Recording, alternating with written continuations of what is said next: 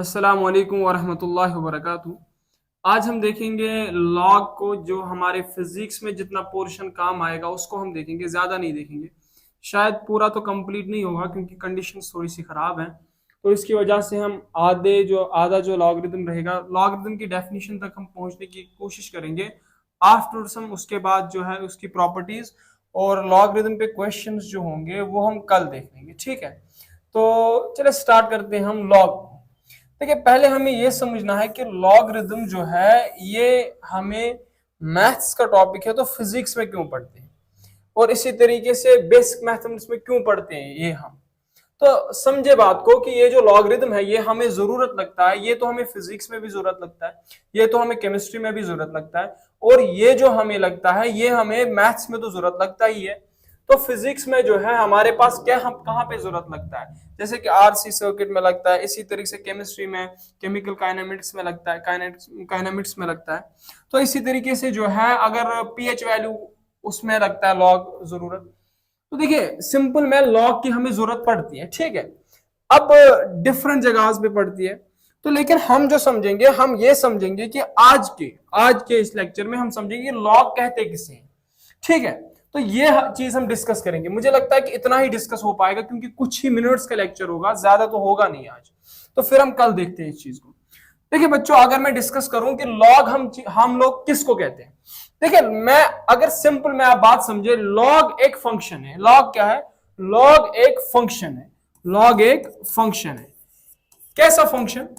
Log एक function है। ये ऐसा एक फंक्शन है जो कॉम्प्लेक्स कैलकुलेशंस को इजी बना देता है। क्या कहा मैंने? लॉग एक ऐसा फंक्शन है जो कॉम्प्लेक्स कैलकुलेशंस को क्या बना देता है? इजी बना देता है। तो मैंने क्या कहा? लॉग क्या है? एक फंक्शन। ये करता क्या है? ये कॉम्प्लेक्स कैलकुलेशंस को क्या करता है? कॉम्प्लेक्स कैलकुलेशंस को इजी बनाता है। अब मैं समझाऊंगा कैसे इजी बनाता है, क्या वजह रहती, कैसे इजी बनाता है वो भी मैं समझा दूंगा। मैंने क्या कहा? लॉग एक फंक्शन है जो कॉम्प्लेक्स कैलकुलेशंस को इजी बना देता है। कॉम्प्लेक्स कैलकुलेशंस का मतलब होता है जो हमारे पास बड़ी बड़ी कैलकुलेशंस होती है ना, बड़ी बड़ी कैलकुलेशंस, ये उन कैलकुलेशंस को इजी बना देता है। जैसे कि अगर देखिए, समझो, मैं आपको बता दूं कैसे इजी बना देता है। देखिए, ये कॉम्प्लेक्स कैलकुलेशंस को इस तरह से इजी बना देता है। अगर मैं आपसे क्वेश्चन करूं, मैं आपको बता दूं, आपको मल्टीप्लाई करना आसान होगा या एडिशन करना? मल्टीप्लाई करना आसान होगा या एडिशन करना? तो आप सिंपल में बता दोगे कि एडिशन करना आसान होगा, क्योंकि मल्टीप्लाई करना थोड़ा सा मुश्किल है। इसी तरीके से मैं आपको बता दूं कि डिवीजन करना आसान है या सब्ट्रैक्शन करना आसान है, तो आप बताओगे कि डिवीजन करना मुश्किल है, सब्ट्रैक्शन करना हमारे लिए आसान है।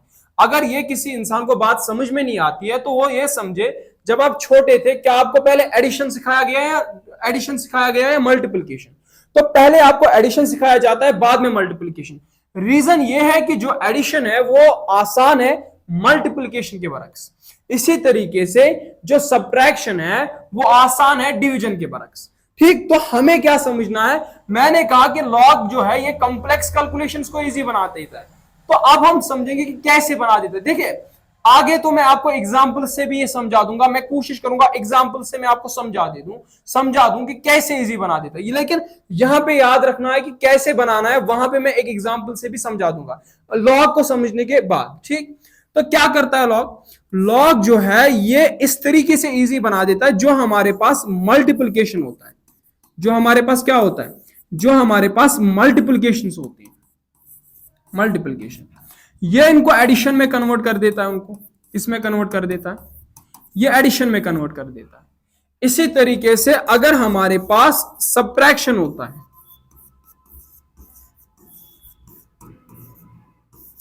सॉरी अगर हमारे पास डिवीजन होता है, ये उसको क्या कर देता है? डिवीजन को ये सब्ट्रैक्शन में कन्वर्ट कर देता है। ये प्रोसेस होती है इसमें लॉग की, यही प्रोसेस, इस तरह से ये कॉम्प्लेक्स कैलकुलेशंस को इजी बना देता है। ठीक है, ये तो मैंने आपको समझा दी। तो अब अगर लॉगरिथम की जरूरत इसलिए पड़ी क्योंकि कॉम्प्लेक्स कैलकुलेशन जहां पे भी होती है उनको अगर इजी करना हो तो हम लॉगरिथम का यूज करते हैं। तो कैसे करता है ये? मल्टीप्लिकेशन को क्या करता है? मल्टीप्लिकेशन को ये जो है ये हमारे पास मल्टीप्लिकेशन को जो है एडिशन में कन्वर्ट कर देता है और डिवीजन को जो है सब्ट्रैक्शन में कन्वर्ट कर देता है। फिर हमें यह समझना है कि देखिए और एक डेफिनेशन जो है, डेफिनेशन में लॉग की बताऊंगा कि लॉग क्या है। समझो बात को। अब अगर मैं समझाने की कोशिश करूं आपको कि लॉग किस तरीके से हम समझे, देखिए मैं अगर लॉग की बात करता हूं ना, मैं अगर किसकी बात करता हूं, लॉग की बात करता हूं। लॉग एक फंक्शन है, ठीक है। देखिए आपने पढ़ा होगा एक्सपोनेंशिएशन, ये चीज आपने पढ़ी होगी। क्या पढ़ा होगा? इस तरीके से हर किसी ने पढ़ा होगा। अगर मैं आपको कहता हूं 2 raised power 3, आपने पढ़ा होगा कि इस चीज को हम बेस कहते हैं, इसको हम पावर कहते हैं, ऑर्डर भी कहते हैं, ठीक है, लेकिन हम तो पावर ही कहेंगे। इस चीज को हम बेस कहते हैं। ये 2 हमारे पास है क्या? 2 हमारे पास बेस है और ये 3 हमारे पास है क्या? 3 हमारे पास पावर है। तो अगर मैं कहूं इसका मतलब क्या है? इसका मतलब यह है कि 2 को 3 टाइम्स अपने साथ मल्टीप्लाई करो, मतलब 2 को 3 बार अपने आपके साथ मल्टीप्लाई करो। 2 इंटू 2 इंटू 2, 2 2 जा 4, 4 2 जा 8, तो मीन्स 2 रेज पावर 3 जो होगा वो हमारे पास 8 के बराबर होगा। इसी तरीके से अगर मैं बात करूं, मैं आपसे कहूं 4 का स्क्वायर, तो यहां पे क्या मतलब है? ये बेस ये पावर, इस पावर का मतलब कि ये 4 कितनी बार खुद के साथ मल्टीप्लाई? 2 बार। तो इसका मतलब ये हुआ कि 4 इंटू 4 वो कितना होगा? 16, मतलब इसका आंसर 16 आएगा। अगर मैंने इसी तरीके से बात की 3 का स्क्वायर, 3 3 जा 9, तो मीन्स के 9 आ जाएगा। अगर मैंने बात की फॉर एग्जांपल, मैंने बात की 2 रेज़ पावर 5 की। अब बात समझो, 2 को कितनी बार मल्टीप्लाई? ये वाला बेस और ये वाला पावर। तो पावर क्या कहता है कि बेस में जो नंबर है ये कितनी बार खुद के साथ मल्टीप्लाई है। यहां पे बेस है 2, पावर है 5, तो इसका मतलब ये हुआ ये हमारे पास 5 बार खुद के साथ मल्टीप्लाई है। कितनी बार मल्टीप्लाई है?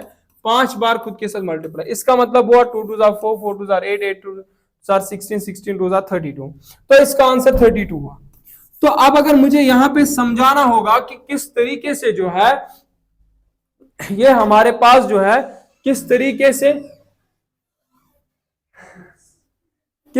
से हमारे पास जो है ये जो हमारे पास एक्सपोनेंशिएशन है ये लॉग के जो है अपोजिट है, ठीक है। बात समझो, ये जो लॉग है आपको याद रखना है कि लॉग जो है ये इनवर्स फंक्शन है। लॉग क्या है? लॉग इनवर्स फंक्शन है। किसका इनवर्स फंक्शन है? लॉग इनवर्स फंक्शन है एक्सपोनेंशिएशन का। एक्सपोनेंशिएशन का इनवर्स फंक्शन क्या है? लॉग है। अब अगर ये इनवर्स फंक्शन होगा एक्सपोनेंशिएशन का, तो इसमें क्या होगा हमारे पास? इसमें तो आउटपुट इनपुट चेंज होंगे। मैं समझा दूंगा, देखिए बात समझे। अगर मैंने आपको कहा लॉग, मैं अभी तो आपको सिखा रहा हूं इससे लॉग, मैंने कहा लॉग 8 विद बेस 2, फिर मैंने यहां पे कहा लॉग 16 विद बेस 4, मैंने कहा लॉग 9 विद बेस 3, मैंने कहा लॉग 32 विद बेस 2। अब समझना, यहां पे मैं आपको ये जो लॉग की डेफिनेशन है इसी में समझा दूंगा लॉग क्या चीज है। देखिए मैंने कहा लॉग इनवर्स फंक्शन है एक्सपोनेंशिएशन का, फिर मैंने एक्सपोनेंशिएशन को एक्सप्लेन किया कि मतलब ये पावर होता है, बेस होता है। पावर कहता है कि बेस में कितनी बार ये नंबर खुद के साथ मल्टीप्लाई है, तो ये वाला बेस में जो नंबर है ये कितनी बार खुद के साथ मल्टीप्लाई है, वो मैंने समझा दिया। तो ये इसके आंसर्स हुए। अब मैंने यहां पे लॉग लिया, लॉग को कैसे पढ़ते हैं वो पहले आप समझिए। देखिए यहां पे जो नंबर है इसको हम कहते हैं नंबर, इसे आर्गुमेंट भी कहते हैं, इसको कहते हैं हम बेस, ठीक है। ये नंबर ये बेस, हम पढ़ते कैसे? हम पढ़ते हैं log 8 विद बेस 2, पढ़ना आया log 8 विद बेस 2, यहां पे log 16 with base 4, log 9 with base 3, log 32 with base, log 32 with base 2। तो ये मैंने पढ़ना सिखा दिया। अब आंसर कैसे निकालते हैं बात समझना। इसका मतलब क्या है? इसका मतलब है कि सिंपल में आप इस बेस पे क्या पावर रखोगे ताकि आंसर हमारे पास जो है आंसर हमारे पास 8 आ जाए, तो वो इसका जो है लॉग का आंसर होगा। मैंने क्या कहा? आप इस बेस पे क्या ना पावर रखोगे ताकि आंसर 8 आ जाए। अगर आप यहां पे 3 पावर रखते हो, अगर आप 2 पे क्या पावर रखते हो 3, तो 8 आंसर आता है। अगर आप 2 पे 3 पावर रखते हो तो 8 आंसर आएगा, 2 इंटू 2 इंटू 2, तो मीन्स के log 8 विद बेस 2 का आंसर 3 है। बात समझ में आई? इसी तरीके से log 16 विद बेस 4, 4 पे क्या पावर रखे ताकि हमें 16 आंसर मिल जाए, वही इसका आंसर होगा। अगर मैं 4 पे 2 पावर रखता हूं तो 4 इंटू 4 16, तो मीन्स इसका जो आंसर होगा 2 होगा। log 9 विद बेस 3, तो 3 पे क्या पावर रखे ताकि 9 आंसर मिल जाए, तो मैं कहूं 3 का स्क्वायर, तो ये हो जाएगा 3 इंटू 3, तो मतलब यहां पे हमने 3 पे 2 पावर रखा तो 9 मिला, तो ये log 32 विद बेस 2, अब 2 पे क्या पावर रखे 32 आंसर मिल जाए, अगर मैं 2 पे 5 रखता हूं तो 32 मिलता है। तो ये log की चीज थी। अब बात समझे अच्छी तरीके से, मैं आपको ये समझाऊंगा इनवर्स फंक्शन कैसा है। ये तो आपको पढ़ना भी आ गया, अब समझ में भी आ गया log फंक्शन किस चीज का नाम है। देखिए log 8 with base 2 means log का मतलब ये होता है बेस पे क्या पावर रखे ताकि हमें वो नंबर मिल जाए, वही इसका आंसर होता है log का। जैसे कि log 16 विद बेस 4, तो इस बेस पे जो 4 है इस पे हम क्या पावर रख जाए ताकि हमें क्या मिल जाए, 16 आंसर मिल जाए, वही इसका आंसर होगा। log 9 विद बेस 3, 3 पे क्या पावर रखे ताकि हमें क्या मिल जाए, 9 मिल जाए, तो वही इसका आंसर होगा। log की मतलब तो आपको log का मतलब आपको समझ आ गया, क्या कहा मैंने? log का जो मतलब है बेस पे हम क्या पावर, log कैसे आप log को फाइंड करोगे, बेस पे हम क्या पावर रखे ताकि हमें वो नंबर मिल जाए, वही log का आंसर होगा। ठीक, अब हमने समझना यहां पे क्या है, मैं आपको एक चीज समझाऊंगा कि इनवर्स फंक्शन कैसे। देखिए हम जो यहां से देते हैं, हम जो यहां से देते हैं उसको हम इनपुट कहते हैं, और वहां से जो आंसर मिलता है उसको हम आउटपुट कहते हैं। क्या कहते हैं? आउटपुट कहते हैं।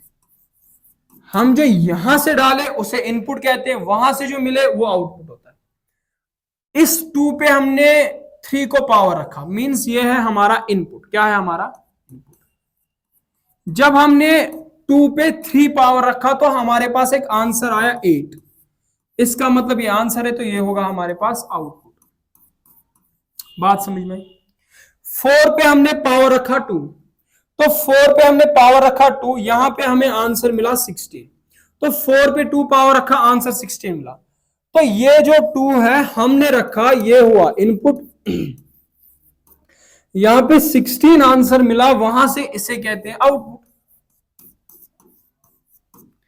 मैंने 3 पे पावर रखा 2, इसे कहेंगे इनपुट, हमने रखा, वहां पे हमें आंसर मिला जो उसे कहेंगे आउटपुट। यहां से मैंने 2 पे पावर रखा 5, इसे कहेंगे इनपुट, इसे कहेंगे आउटपुट। अब मैं थक गया, इनपुट आउटपुट की बात समझ में आ गई।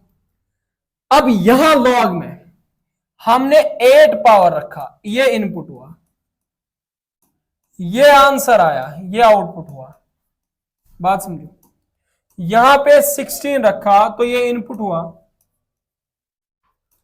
यहां पे आंसर 2 आया, ये आउटपुट हुआ। यहां पे आंसर रखा 9, ये इनपुट हुआ, यहां पे 2 मिला, ये इनपुट ये आउटपुट हुआ। यहां पे बेस 2 हमने रखा 32, ये हुआ इनपुट, यहां पे आया आउटपुट। बात समझ में आई? आपको इनपुट वाली आउटपुट वाली बात समझ में आ गई? वैसे मेरी कंडीशन ठीक नहीं है, इस तरीके से शायद मैं लॉग को मैं अच्छी तरीके से भी समझा पाता इससे अच्छी तरीके से, लेकिन कंडीशन खराब होने की वजह से शायद ना समझा पाऊं, पता नहीं क्या हुआ। देखिए पता तो है क्या हुआ, तो लेकिन अब समझिए, आप समझ पा रहे हो इस बात को कि इनपुट और आउटपुट उनका एक्सचेंज हो रहा है। यहां पे जो इनपुट वो यहां पे आउटपुट, और यहां पे जो आउटपुट वो यहां पे इनपुट। यहां पे इनपुट है 3, यहां पे आउटपुट है 3, यहां पे आउटपुट है 8, यहां पे इनपुट है 3 8। तो मींस के आउटपुट और इनपुट का क्या हो रहा है, इनमें जो हो रहा है इनमें एक्सचेंज हो रहा है। यहां पे समझिए, यहां पे इनपुट 2, यहां पे आउटपुट 2, यहां पे जो है आउटपुट 16, यहां पे इनपुट 16। तो मींस आउटपुट और इनपुट का एक्सचेंज हो रहा है, आउटपुट और इनपुट का क्या हो रहा है, एक्सचेंज हो रहा है। तो लॉगरिथम को किस वजह से मैं कहता हूं कि एक्सपोनेंशिएशन का फंक्शन है, इस वजह से कह रहा हूं क्योंकि लॉग जो है इसमें इनपुट और आउटपुट की एक्सचेंज हो, इनपुट और आउटपुट का एक्सचेंज हो रहा है, तो इसके बेसिस पे मैं कह रहा हूं log is a inverse function of exponentiation. तो मुझे उम्मीद है कि ये जो चीज मैंने समझा दी ना, शायद शायद फिर से कह रहा हूं कि शायद आपको समझ आ चुकी हो, ठीक है, शायद, ठीक है, आपको समझ आ चुकी हो। अब जितना समझ आ चुका है तो उतना समझे। तो फिर अगर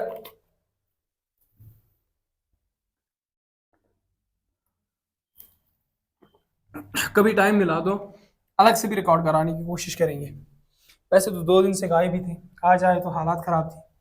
चले देखिए, अब हम एक चीज को समझते हैं, अब हम मैथमेटिकल डेफिनेशन ऑफ लॉग समझते हैं।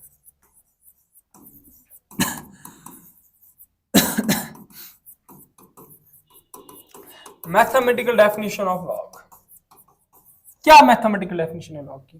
देखिए, मैं लॉग को अगर लिखता हूं लॉग बी विद बेस ए, देखिए बी ए तो मशहूर है, हम कुछ भी ले सकते हैं। आप लिख सकते हैं log M with base N equals for example पुश के बराबर, अपनी मर्जी, जरूरी नहीं है कि हम यही ले लें, लेकिन अब ले रहे हैं सभी तो हम भी लेंगे। लॉग बी विद बेस ए अगर एक्स के बराबर होगा तब क्या होगा? तब हमारे पास जो है, तब हमारे पास ए एक्स जो होगा बी के बराबर होगा। क्या मतलब कह रहे हो? कुछ नहीं, ये जो अल्फाबेट्स में आपको दिख रहा है, ये जो वेरिएबल्स में आपको दिख रहा है, वेरिएबल्स में शायद आपको अजीब दिखे, लेकिन नंबर्स में देखोगे तो आपको समझ में आ जाएगा। मैं यहां से एग्जांपल देता हूं इसकी। आपने बहुत सारी एग्जांपल्स देखी। मैंने कहा कि लॉग 16 विद बेस 4 इक्वल्स, खुद आंसर बताओ। लॉग 16 विद बेस 4, 4 पे क्या पावर रखे? 16 आ जाए तो आप कहोगे सर 2 पावर रख लो। अब मुझे बताओ, ये बी की जगह पे है, हाँ है ना, ये बी की जगह पे है ना 16, ये ए की जगह पे है, हाँ है, ये एक्स की जगह पे है, कंफर्म है। तो अब क्या मैं कह रहा हूं, अब जो मैं कह रहा हूं वो मैं ये कह रहा हूं कि अगर log b with base A x के बराबर है तब ए एक्स इक्वल्स बी, तो मीन्स के ये जो आउटपुट और इनपुट है इनका आप एक्स यहां से यहां फेंक दो इनको, ठीक है, इसको यहां फेंक दो, इसको यहां फेंक दो, तो क्या होगा? ये होगा 4 इक्वल 16। हाँ यही बात है ना, यही बात है। log b with base a equals x, तो a x equals b. log 16 with base 4 equals 2, तो मींस 4 रेज पावर 2 इक्वल्स 16। हाँ बात तो वही है, क्योंकि 4 का स्क्वायर जो होगा वो 16 के बराबर हो। ये बात है, बात समझ में आ गई। तो अब जो हमें याद रखना है, क्या क्या याद रखना है? देखें, पहली बात, b जो होगा, b हमारे पास हमेशा होना चाहिए ग्रेटर देन 0। b क्या होना चाहिए हमारे पास? हमेशा ग्रेटर देन 0 होना चाहिए। और दूसरी बात, ये लॉग, ये कंडीशन है कि b ग्रेटर देन 0 होना चाहिए। और एक कंडीशन है ए बी ग्रेटर देन 0 होना चाहिए।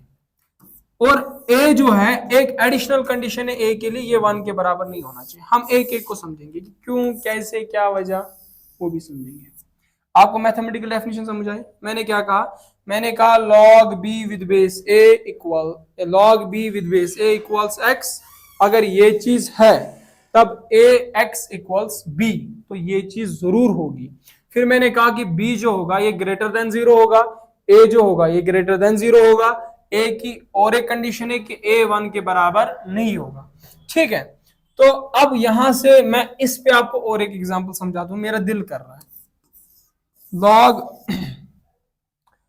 25 विद बेस 5, क्या इसका आंसर आ जाए? 5 पे क्या पावर रख के 25 आ जाए? तो कहोगे ना 2 रख लो, रख लिया। अब ये किसके बराबर होगा डेफिनेशन के अकॉर्डिंग, लॉग के मैथमेटिकल डेफिनेशन के अकॉर्डिंग? ये होगा 5, ये बेचा जाएगा यहाँ, ये बेचा जाएगा यहाँ। हुआ? कंफर्म हुआ? ये तो आप समझ में आ चुका होगा, ठीक है। तो ये तो हमने ये चीज कर ली। अब तो हमने जो समझना है, अब समझना है कि लॉग में जो है, मैंने कहा था आपको log b with base a equals x, लेकिन b greater than 0, a greater than 0, b a is not equal to 1। पहले ये समझते हैं कि a 1 के बराबर क्यों नहीं होना चाहिए, समझाता हूं।